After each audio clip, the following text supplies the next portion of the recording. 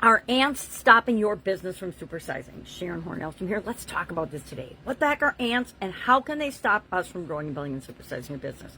Depending on what type of business you actually have, ants, the physical ants, the little critters, might be an impactor, but that's not what we're talking about today. We are talking about mental health and well-being, and of course, one of the topics that always comes up for me in that area is automatic negative thoughts, automatic negative things, which are like limiting beliefs, but different, because limiting beliefs, we just think are our beliefs. We don't realize they're limiting us. But ants are even more heinous because they run automatically at a subconscious level in our organization or throughout our culture without us being consciously aware of them. They impact our decision making, they impact our results, they impact our emotional response to things, they impact the possibilities that we'll even allow ourselves to see in our businesses. So I'm going to talk about 5 different categories of automatic negative thoughts. I'm going to ask you to identify today the number 1 to the top 3 that you think are operating in your organization that you've never maybe even thought about before. We usually spend a week on this part of the activity, identifying and observing and recording what's going on in our business. But today we're just going to spend a day on it and try to think of them. And then tomorrow, I'm going to tell you how to kill those ants and knock them out of your business once and for all so that you can grow and build and supersize. So what are some of the categories of ants? What the heck even are ants? Automatic negative thoughts are negative by nature. They're automatically negative. They're focused on the worst case scenario. Do you ever have worst case scenario thinking in your organization? Do you have a person that always plays the devil's advocate in the worst case scenario? That's a positive thing to have, but not if it prevents us from even considering options and ideas that could be the next best thing for our organization to do. They tend to be distorted versions of reality, not founded in fact or reality at all. They're just based on cognitive biases that we have. We all have cognitive biases, and we all create our own reality in our organizations and in our own lives.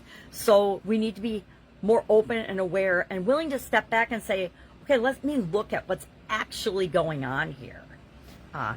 Self-awareness is probably one of the best qualities any organization and any individual can have. Impact on our emotions and behaviors. They totally overtake our emotions and behaviors, and they lead to anxiety, stress, procrastination, poor decision-making, or no decision-making, avoidance. All bad things when we're trying to grow and build and supersize our business. So I'm going to share 5 categories of these to see if you can identify your organization falling into any of these traps. Number 1, all or nothing thinking.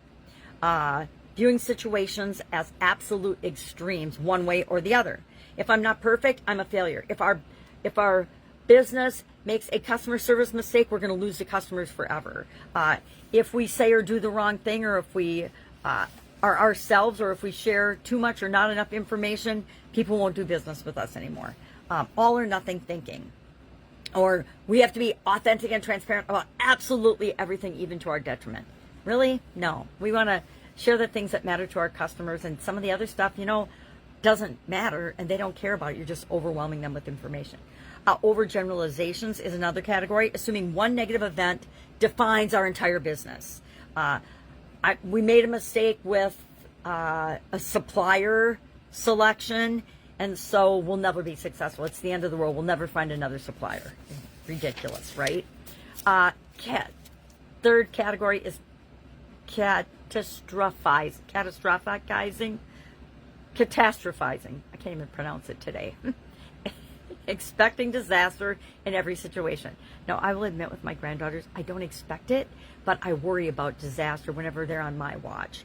Same is true of my business. I worry about things sometimes, and it's thinking there's going to be a catastrophe around the corner in every situation when there just really isn't. The vast majority of things we ever worry about or fear or are concerned about never happen. They never even come close to happening. 4, mind reading, thinking that we know what others think about our business and about our company. We absolutely positively do not know, right? We can guess, but we're probably wrong. It's like guessing what our customers want. All we have to do is ask them, right? Asking them is the most direct route to finding out what they really want. Otherwise, we assume wrong, we make mistakes, we waste time, energy, resources, and money. We are not mind readers, any of us. I tell my family and my granddaughters that a lot because they expect me to know what they want without even them letting me know what they want. I can't read their minds. And then finally, personalization is where we assume that and take blame for things that are outside of our control. We take blame for COVID. We take blame for the economy. We take blame for market share. We take blame for the weather, for heaven's sake. No, we don't get to control any of those things. So anything outside of our control is outside of our control. It's outside of our boundary. And to take responsibility and blame for that is ridiculous. And it's a waste of time and energy and effort. So what are we going to do? Today, I challenge you to identify at least the top number one automatic negative thought that is popping up in your business. And if you just listen to conversations in your business, listen to the conversations in your head, you'll know what's popping up. And it'll fall probably into one of these 5 categories. And that's what we're going to address tomorrow as we kill these ants once and for all. Because if we don't kill them, they're going to kill our business. All right. Any questions about this? Any not understanding what we're doing?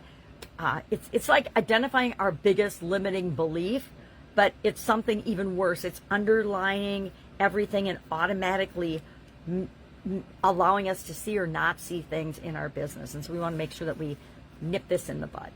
All right. Hit me up if you have questions. Otherwise, I'll be with you tomorrow and we're going to kill those ants. Have an awesome day.